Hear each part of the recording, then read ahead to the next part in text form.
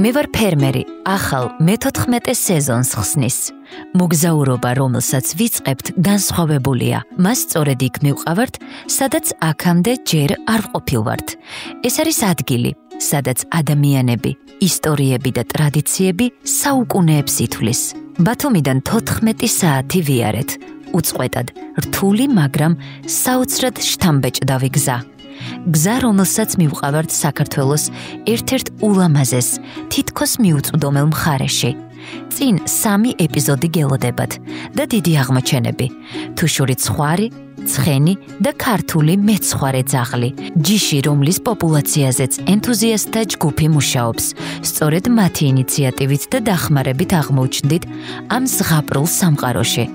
პირველი გაჩერება რთული გზის ყველაზე მაღალი წერტილია. აბანოს უღელტეხილი, ზღვის დონიდან 2850 მეტრი. სწორედ ამ სიმაღლეზე გვხვდებათ დაჯის კაფე, ადგილი, სადაც თუშეთში მიმავალ გზაზე დაღლილი მგზავრი პირველ შვებას იგრძნობს. აქ მთების უსასრულო სილამაზის ფონზე გიმასპინძლებთ თავად დაჯი, თუში გოგონა, რომელმაც უღელტეხილზე საკუთარი ისტორია და სითბო გააჩინა. მერაკოში გამეჭავა. ამ გზაზე შემხვდავდა? გზაზე შემხვდავდა. ბატონო, იმასთან, რატო? უკაიდე. ინე შეხვდით. ო, აბა. ჩაგაყერი ამოვედი თუ არა. შენ ხარ აქ გამგებელის, ხურდის და პოლიციის უბრალოდ და ყველაფერი. ეგრე ვიცი. მომნათლა. ყველა და არ მეუნებოდა, თუშურია, თუშურია. მომიკითხე. მარტოსყანერი გემო. აუჩი. რა ხარ ყურადღება? აუ, შესანიშნავია, წყინვალეა მართლა. შეგერდოს ჩემო. ძალიან დიდი მადლობა. აი, დაგიჯერეთ და ესეთემდე ყავს ვერ დალებთ თუშეთში, ჩემო კარგო. ეს შანსი არ დაუშვა ხელიდან. გახსოვს რო შეკპირდი, ეს იქნება ყველაზე მაგარი გადაცემა მეთქი? უკვე ხო არის ყველაზე მაგარი. ჯერ არაფერი გადაგვიღია და უკვე ყველაზე მაგარი. მე მიღებ კაცო. ჩვენ რაღაც ეტაპზე ინააღმდეგი ხარ? ყაზბეგში არ ნახავ ბიჭო, სად დადიხარო მეთქი არის, კაი ხარი არა ყოფილვარ. რა. არ ცხოვრობ თქვენ ყაზბეგში? არა, მე თბილისში დავიბადე, გავიზარდე და ასფალტის მოხევე ვარ. ასფალტი? იქ ხო ასფალტი ესეთი, ზარა უშავს. არა, სულ არ არის. ძირითადად ეხა რატო თრუსოს ხეობა და იქით ხეობაზე არ ვამბობ კაცო, მე ვამბობ სიონი და სტეფანწმინდას. ეგრე კი. გერგეც ის ტრასაა. თუშეთში დათო ბუქოიძესთან მეგობრობთ, ერთი ჯგუფი ვართ ჩვენ და ჯგუფის და საქმის გარდა ეს ძმაკაცები ვარ და წამოდიო ნამდვილი საქართველოს გარახო და წელს ვნახე. აი, ოღონდ თოვლი იყო, გაჭრილი ეს, აი 4-5 მეტრი, კი. ვა! და ეხლა დაუბრუნდი და ეხლა ზუსტად ხვდებით გველებოციებს. გზა და გზა. თქვენ ხო ისე გველაპარაკეთ მთელი გზა, რომ აი კაი გამოცდი, კაი ნაცხოვრები თუშეთში ესე მეგონა, მაგრამ ისე პირველივე ნახვიდან უკვე იწევს ამ ემოციებს, რომ იცევს და მე თვითონ ყაზბეგიდან სოფელ სიონიდან და ეხლა მთა ჩემთვის უცხო არ არის, მაგრამ მთები თუ სადმე გამაყვირვებ და ნამდვილად არ მეგონა. რაც უფრო მაღლა მოდიხარ და თითქოს იზრდება საფრთხეც და უფრო გრძნობ, ხო? უფრო მშვიდად. უფრო მშვიდად, ხო? არ ვიცი.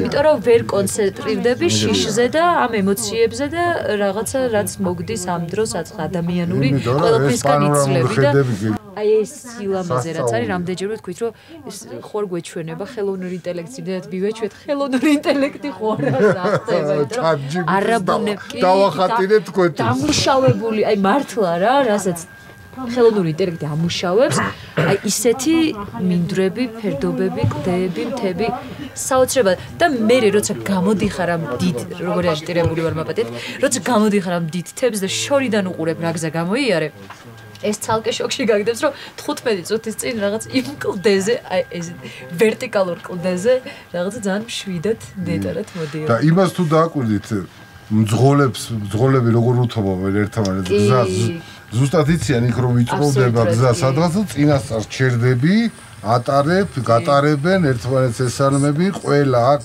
არის ერთმანეთის ახლობელი რა. სულ უცხო ადამიანი მოდიოდეს. შორის ხევსურეთში ვიყავი 2 წლის წინ.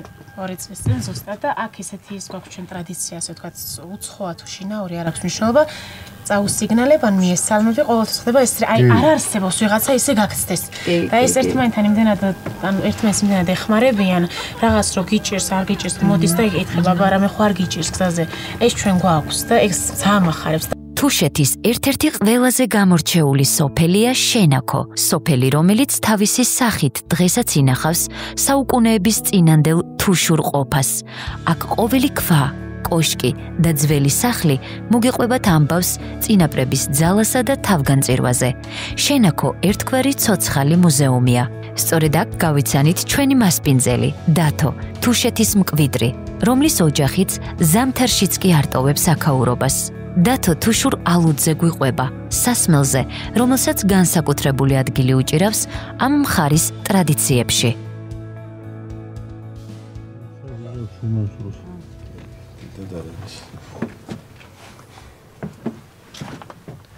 ესე ჩენია? არა, მეზობლებია რა ჩვენია. გაეტარა.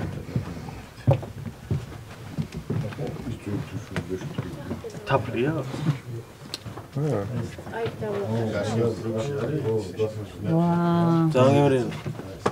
როგორი არომატია. ასინჯათ? გაუფილტრავია, ხო? ხო, აბა. აი ახლა კარშავ, გუჟინათ მოყარშე.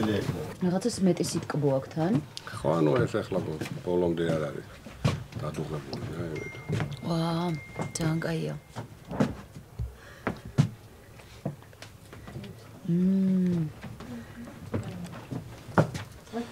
თანაბარია. სირენაძა. ეს აბა მოხედავამე ეს ყანა. ეს რა?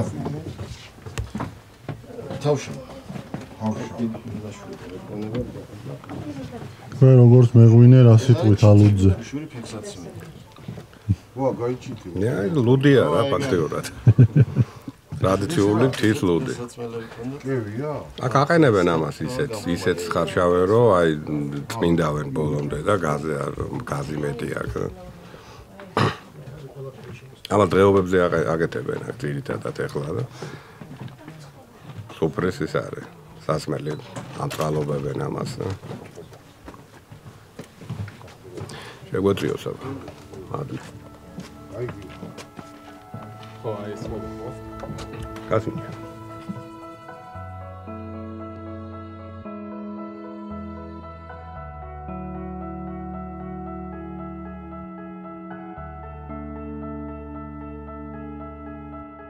საქვაბოს ვიძახით, სადაც ტრადიციული ლუდი და დღეობისთვის აქ აი შეხედე როგორი რაღაცა ლუდი რო დამზადდეს პირველ რიგში ხარშავ ფორის წვენს ქვია დარკო. აი როგორც ყურძენს რო დაწურავ და მაჭარია. ლუდის შემთხვევაშიც ესეა რომ პირველს რო იმაზავ ეს არის ის რა ქვია დარკო. ტკბილი წვენი სამ დადუღდება.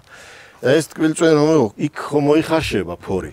მე ამოიღებ და ის მასა რა ხომ უნდა გაიწუროს ხაკის მეშოკებში გაწურავენ აქ დაკიდებენ ამას ამოატრელებენ და შიგ ჩაიწურებენ. მე რაკიდან ამოიღებენ სუფთა წვენს და გადაიტანენ დასადუღებლად. დარკო დადუღდება ერთი კვირა უნდა მინიმუმ და მერე გახდება ალუდი. თუ შევიც ძირითადი სასმელი იყო ყოველთვის ეს. ახლა რამდენად არის ამ ალუდის მიღების ხარშვის? კი, აი წეგან ქალბატონი ეზოში ხარშავდა და არიან ოჯახები, რომელიც თავისთვისაც ხარშავენ და დღესასწაულზე ყველა სოფელში აუცილებელია, ამის გარეშე არ არსებობს. და ვისაც შეხვდება აი აქ გუშინ გითხარი ჩემ ბიძაშვილზე, ამერიკიდან ჩამოვიდა სპეციალურად და კიდე ჩემ სოფელში მოსკოვში ცხოვრობდა ბიჭი 15 წელი არ იყო ნაყოფი საერთოდ. 15 წლის წინაც რამოდენიმე დღით სტუმრად იყო ჩამოსული ამ სოფლელი. და დაურეკეს და უთხრეს რომ შენი ჯერიაო. ანუ სოფელს გაუძღო შულტაობას ვიძახით, შულტაობა შეგვხდაო და ერთი არ უფიქრიან გადაევადებინან რაღაცა ჩამოვიდა, ჩაატარა ეს ტრადიცია და მე დაბრუნდა და მეორე შემთხვევა ესეთი. და ეს მონაცვლეობით უწევს ხოლმე სოფლის მაცხოვრებლებს. კი, წილნაყარია, რომელიღაც წლამდე მთელი სოფლის, ეხლა როგორ არის, აი ხო აკლდება კიდევაც სოფელს ცხოვრება ესეთი მოხდენ მიდიან, ახალგაზრდები ზდებიან ანუ ცალკე ოჯახებად ვინ ემატებიან შემდგომ და ანუ ყველამ რომ მონაწილეობა მიიღოს და არ გამორჩეს, წილყრა ხდება რამდენიღაცა წელიწადში ერთხელ. ჩვენ სოფლის დიდი სოფელი როა 10 შულტაა წელი, ანუ ყოველ წელს 10 კაცია.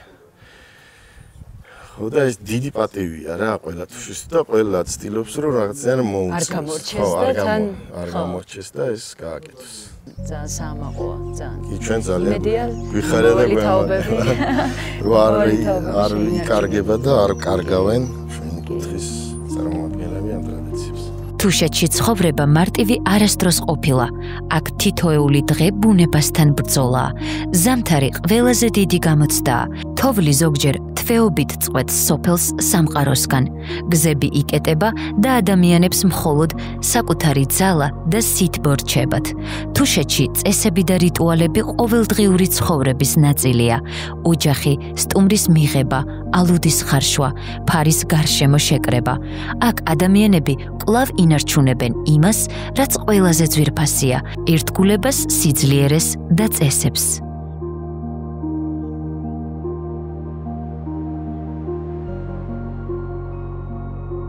ზაფხულში ფაქტიურად ყველა ოჯახში ამოდიან. გამარჯობათ. გამარჯობა. მერე შემაიხლა უკვე ნელა წავა ხალხი. დაიცლება სოფელი დარჩება მარტო ის ხალხი ვინც ზამთარში მოზამთრე იქნება ან გვიანობამდე არიან და მერე ძალიან ადრე ამოდიან. ცოტანი არიან ძალიან ვინც ზამთარშიც აქ რჩება. 3 ადამიანი ფაქტიურად. თელ სოფელში. თელ სოფელში. სამწუხაროდ მეტი არავინ არ რჩება ზამთარში. როგორია 3 ადამიანის ცხოვრება? რა თქმა უნდა რთულია. კარი სამყაროს მოწყვეტილები არიან. ერთადერთი ტრანსპორტი ვერტფრენია და ვერტფრენს უცდიან ხოლმე. მესაზღვრების რეისები კეთდება ორ კვირაში ერთხელ და ეხმარებიან მოსახლეობას ყველაფერში. ესეთი ვიწრო ქუჩები, ასე თქვა, ჩვენ ამას ხურხევას ვეძახით. ანუ ქართული ანბაინდან ეს ამოღებულია ფხ და შესაბამისად ხურხევად გადაკეთდა ალბათ უკვე ახლა, მაგრამ ჩვენ საუბარში, ჩვენი კუთხის დიალექტზე მაინც ვიყენებთ იმ ძველ ანბანში არსებულ ასოებს და ამიტომ გამოითქმის ცოტა განსხვავებულად. ისევე განსხვავებულია კალიას მაგალითად ჩვენ ვეძახით ჭილტას. ჭილტა? ხო. ჭილტა უხდება უფრო. გამოხატავს კალიის ხასიათს. აი ლოკოკინას ქვია ჩვენთან ლიფოჩკინა. ლიფოჩკინა.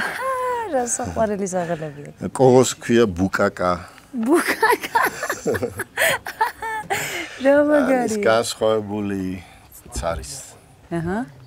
ეს არის ადგილი საფიხვნო. ერქვა დღეს უკვე შეიცვალა როგორც ბევრმა სხვა სახელმა ბეხვნეს ეძახიან. საფიხვნო იყო ეს სადაც საჭირბოროტო საკითხების სოფლის თემის ოჯახების წყდებოდა, იკრიბებოდნენ. იმ ადგილზე მამაკაცები და ქალიშვილა მაშინ იქ არ შეიძლებოდა სალოცავის ადგილში შესულაზეა საუბარი და დღეს შეიცვალა ეს ყველაფერი და აქ ახალგაზრდები საღამოთ იკრიბებიან, კოცონს ანთებენ. ვერიან კარმუზე, ფანდურზე, ჩონგურზე და ერთოვიან საღამოობით. აი შენობაში ის არის. მეგობარი. რამდენი სოფელია თუშეთში? აი სულ სოფელი და ნაბოსლარი რომ მოვთვალოთ, ნასოფლარი რა. რომ მოვთვალოთ. გამოდის 60-ზე ცოტა მეტი. მაგრამ ზოგი ისეთი ნასოფლარია გამხდარი უკვე რომ აღარც ახსოვთ რომ იქ იყო სოფელი. ვა. და აი დასახლებულსაც ერთი ადამიანი მაინც ცხოვრობს ან ჩადის ხოლმე ეგეთი სოფელი. ანუ იმდენად მალე იცვლება ყოველწლიურად ეს სიტუაცია თუშეთში, რომ აი ეს მიგრაცია ხდება ძალიან ბევრი საზღვარგარეთ მიდის და შეიძლება გუშინ სოფელში 30 ოჯახი იყო და წელს უკვე აი 1 წლის განმავლობაში ან რაღაც შეიცვალა გიგონდა საერთოდ აღარ ამოვიდეს იმ სოფელში. ეს ცოტა ისეთი სათქმელია. და თქვენი ოჯახი არის დათო, ვინც რჩება აქ ზამთარშიც? კი, ჩემი მშობლები არიან, რომლებიც უკვე 76 წლიდან ცხოვრობენ თუშეთში, ზამთარ-ზაფხულს მოსახლეობით. ბევრი რამ აინტერესებს თუშურ ტრადიციებზე და პირველი დავიწყებ ამ კითხვით, თქვენთვის რომელია ყველაზე მნიშვნელოვანი ტრადიცია? ტრადიციის რა გითხრათ, მაგრამ ჩემი კუთხის ყველაზე მეტად რაც მიემაყება, ეს არის ძველად, როცა კანონები, თემური კანონები იყო და ხალხი ანუ ხუცესები წყვეტდნენ. თუშებს ჰქონდათ ესეთი ძალიან კარგი ჰუმანური კანონი. რაც არ უნდა დანაშაული ქონოდა თუშს, სიკვდილი დასჯა არ არსებობდა. ყველაზე მკაცრი სასჯელი იყო თემიდან მოკვეთა. და იმ მოკვეთილ ადამიანსაც კი მერე წლების მერე თავის ცხოვრებიდან გამომდინარე შეეძლო ისე ეცხოვრა, რომ თემისთვის ეთხოვნა, რომ დაბრუნებულიყო და შესაძლებელი იყო, რომ დაბრუნებულიყო. ეს რაც ჩემთვის ძალიან მნიშვნელოვანია. და ის იმ მომენტში ალბათ სიკვდილზე უარესი იყო, როცა ალბათ ესე თulinen, იმიტომ რომ როგორი რაღაცა იცი, აი როცა სიკვდილი დასჯას გამოიტან ადამიანის მიმართ, ფაქტიურად შენც უკვე დამნაშავე ხდები და მონაწილე ხდები და ამას არ უშვებდნენ თუშები იმ ძველ დროში, ისე ფიქრობდნენ და ძალიან სწორადაც ფიქრობდნენ, რომ თვითონაც დამნაშავე არ გამხდარიყვნენ როგორც ის. ანუ პირიქით მას აძლევდნენ საშუალებას, ჯიდნენ კიდევაც და თან საშუალებას აძლევდნენ მოენანიებია და გამოსწორებულიყო როგორც ადამიანის შემდგარი. ეს არის ჩემთვის ძალიან მნიშვნელოვანი. ეს ახლა რასაც ხედავთ, ეს არის სრული სოფლის მესამედი დარჩენილი. მთის სტანდარტით ეს ძალიან დიდი სოფელია. ხო და აი რო დავაკვირდეთ მდებარეობაც როგორც სოფლისთვის ადამიანის მეურნეობის გაძღოლის კუთხითაც ერთ-ერთი საუკეთესო განლაგება აქვს როგორც სოფელს. იგივე სახნავისთვის, სათიბისთვის. სოფლის მეურნეობის რა მიმართულებებს მისდევდნენ აქ მესაქონლეობა? მეცხვარეობა.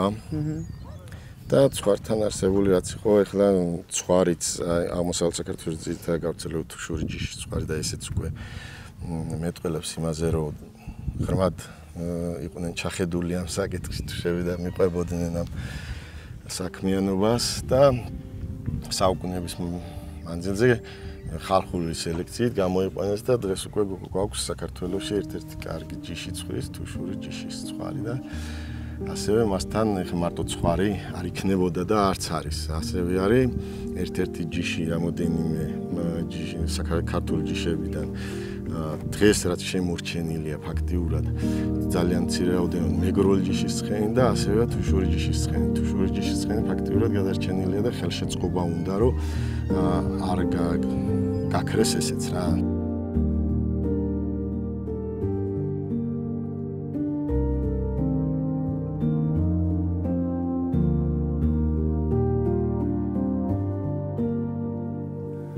ამის ფაფარი მოჭრილია, ხო? კი, გაკრეჭილი ქვია მაგას. იკრეჭება მოზარდი ერთი წლის რო გახდება, 2 წლის რო გახდება, პირველ წლებში ძუასაც და ფაფარსაც კრიჭავენ, რომ უშლის ზრდაში. და ის არის რა ქვია. მერე უკეთესიც ამოვა თან. და თან როკსტარს გავს.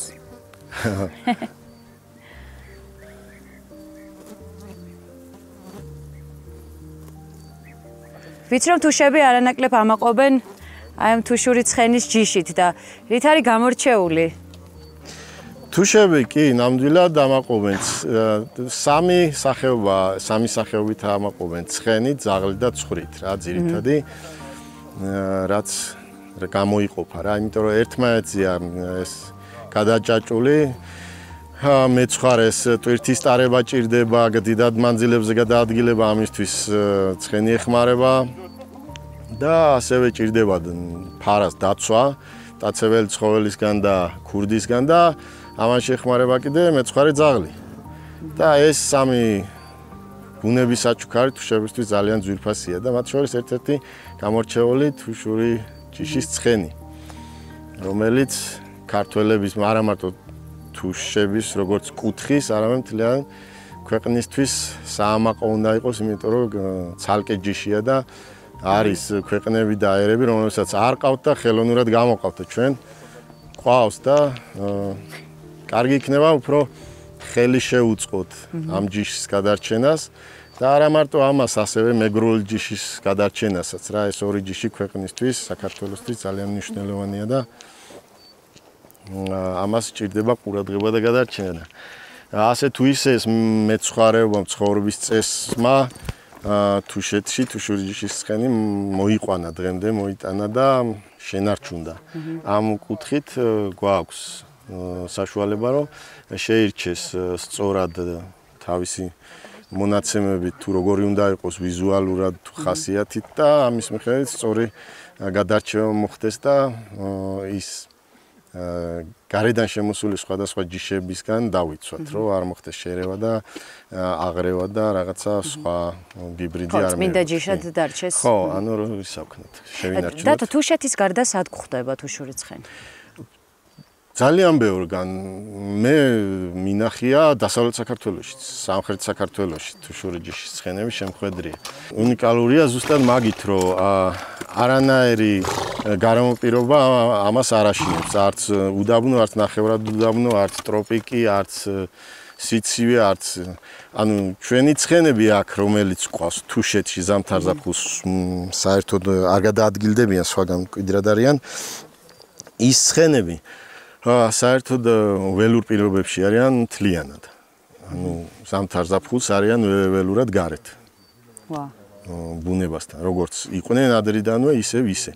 როგორ მივხვდეთ, რომ ცხენი თუშურია, რაღაცა გამოკვეთილი ვიზუალური მახასიათებლები აქვს? კი, ძნელია ახლა აი რომ ავხსნა, მაინც შეიძლება გააუჭირდეს ადამიანს, თუ არ იცი, კარგად არ გაქვს შესწავლილი, აქ არის კისრის პროპორციები, ზომები, თავის, შუბლის, თვითონ ფეხებზე ფლოქვების, უკანა ფეხების მოყვანილობა, მინდაო. აი თეთრი ცხენი არის ტიპიური თუშური, აი ცირო თეთრი ცხენია. აი მაგას რო დააკვირდეთ, ცოტა ისეთი კრივია კუნთიანი აგებულება აქვს. საშუალო ტანის არის, დიდი არ არის ამათ სტანდარტია სადღაც 135 სანტიმეტრის სიმაღლე მინდაოში საშუალოდ. კრივი აგებულების არის, არა აქვს გრძელი ფეხი და იდეალურად არის შეგუებული აი ამ მთაში სიარულს და გადაადგილებას. ერთ-ერთი საუკეთესო საექსპედიციო ჯიშია ალბათ სოფლიოში. აი სადაც ღვთის ტურიზმი არის განვითარებული, ნებისმიერ ქვეყნის დაინტერესება შეიძლება ამ ჯიშის, იმიტომ რომ ერთ-ერთი უნიკალურია იმით, რომ აი ვიწრო მთის ბილიკებზე დადის გადასარევად. არის ძალიან და პოპულაციის თუნდაც შენარჩუნებისთვის, გადარჩენისთვის რაღაც მსგავსი ამბები არ ხდება? აი ეხლა თუშეთში მაგალითად მეცხვარეობა ცოტა მოიკოჭლა, შემცირდა, ფაქტიურად ცხენსაც დაიმუქრა შემცირება, მაგრამ მოუსწრო ეხლა ტურიზმმა, რაც თუშეთში ძალიან პოპულარულია, საცხენოსნო ტურები და ფაქტიურად ამ ცხენის გადარჩენის ერთ-ერთი გზაც გამოჩნდა, იმიტომ რომ საჭიროება გაჩნდა და ამის გამო გაკეთება საჭირო იქნება, რომ სუფთა კი, აუცილებელია, რომ მოხდეს ამის შენარჩუნება, იმიტომ რომ ბევრი მეტისებია და აი ესე ხალხში მიმოფანტულად ამას მოსახლეობა არ გააკონტროლებს, ვერ გააკონტროლებს და არც იქნება ინტერესი, რომ ის ჯიშად შეინარჩუნოს. მისთვის ის არის ინტერესი, რომ ყავდეს ცხენი, შეუსრულოს კონკრეტული სამუშაო და იმის იქით ბევრს არ აინტერესებს. არიან რამოდენიმე გამონაკლისი ჩვენი სახით, ვისაც გვაინტერესებს და გვინდა, რომ ჯიში იყოს დაცული და არ მოხდეს ამ სუფთა.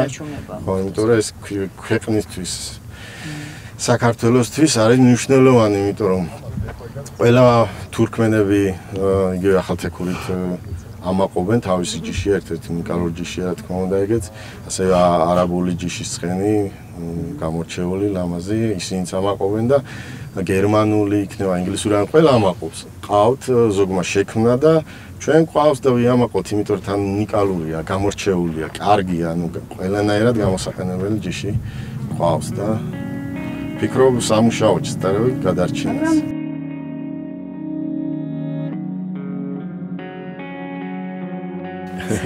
დათო, ყველა მხრიდან ჩანს ეს ალვის ხე. თან ვიცი, რომ ძალიან საინტერესო ისტორიას ინახავს. კი, საინტერესო ისტორია აქვს და თან გარემოში მარტო დგას, თუ დააკვირდით, მიექცეთ ყურადღება. მონათესავე არავინ აყავს, ფიჭვია, რაღაც სხვადასხვა ჯიშები, მაგრამ ეს მარტოა. ამას აქვს ესეთი ისტორია.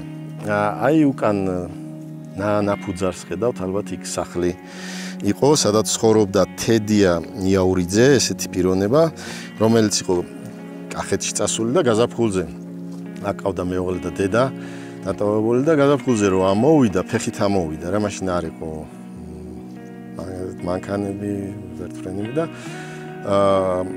ფეხით მოძრაობდა ხალხი.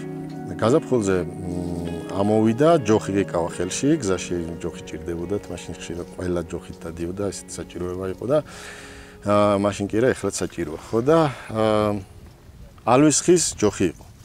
აქ რომ მოვიდა, მან იყო პატარა წყარო მაგათთვის რა. წყალთან დაღლილმა ჩაარჭო ჯოხი და წყალი დალია და ამ დროს დედამ და მეუღლემ დაინახეს და გამოვიდნენ და ამანაც ყურადღება აღარ მიაქცია ამ ჯოხს და ავიდა სახლში. მიეგება მოიკითხა, დაისვენა, მეორე დღესაც სახლში ეხლა კაცი რო არ იყო მთელი ზამთარი ნამყოფი რაღაც იყო გასაკეთებელი, გადაავიწყდა, მოდგა საქმეებზე რაღაცებზე. ის დღეც არა, მესამე დღეს წყლის ასავსებად ჩამოვიდა და რო შეხედა გაახსენა თავისი ჯოხი და რო ნახა, პატარა კვირტები ქონდა გამოსული. და ხელი აღარ ახლო და პირიქით მიაქცია ყურადღება და მას მერე დგას და საუკუნეზე მეტია. ისევ მარტო, მაგრამ ძალიან ამაყად და ძალიან ლამაზად. ძალიან ამაყად, ნამდვილად და სხვათა შორის ყველა მხრიდან მართლა საიდანაც მიმოვიხედეთ, ყველა მხრიდან ჩანს და თან ეტყობა რომ ამის უკვე რაღაც დიდი ისტორია დგას რა. აი სადღაც ერთ თვეში უკვე როცა შემოდგომა უფრო ღრმად შემოვა და სიცივეები იქნება ფოთლოვანებს როცა უკვე გაუყვითლდება ფერს 1000 ფრად შეიმოსებას და აი სხვაგან არ მიმიქცევი ყურადღება ალვისხია ჩვეულებრივი მიდიხარ ფოთოლი უხმება ცვიო ეს აი 1000 ფრად არის სხვანაირ გარემოში რო არის რაღაცნაირად თვალს ხვდება უფრო და ძალიან ლამაზი ხდება რა როგორც ხალიჩა ესე არის წარმომიდგენია ეხლა ესეთი ლამაზი და ეფექტურია და ყვავილობის დროს ალბათ საერთოდ საოცრება იქნება დაახლოებით 30 მეტრია ჩვენ როგორც თვალით გავზომეთ ხო, ესე იძახიან, ვინც, რა ვიცი, რამოდენიმე მარტო ჩვენი ნათქვამი არ არის, აი 4-5 კაცი გვემოწმებოდა და ყველამ ესე გადაწყვიტა, რომ უნდა იყოს 30 მეტრი. თუშეთი არის ჩემთვის ნამდვილად საინტერესო აღმოჩენა, ის რაც წამიკითხავს მომისმენია სხვებისგან, სიდიადეზე ბევრი რამ ამ მხარის და აქაურობის და აქაური სოფლის და ხალხის გულწრფელად გეუბნებით, ყველანაირ მოლოდის აჭარბებს აქ უკვე როგორც კი შემოყავთ ხვირს, უკვე ხვდები რომ იმაზე დიდია, ვიდრე წარმოგედგინა. დიდი მადლობა თუ ესეთია ნამდვილად. მადლობა თქვენ.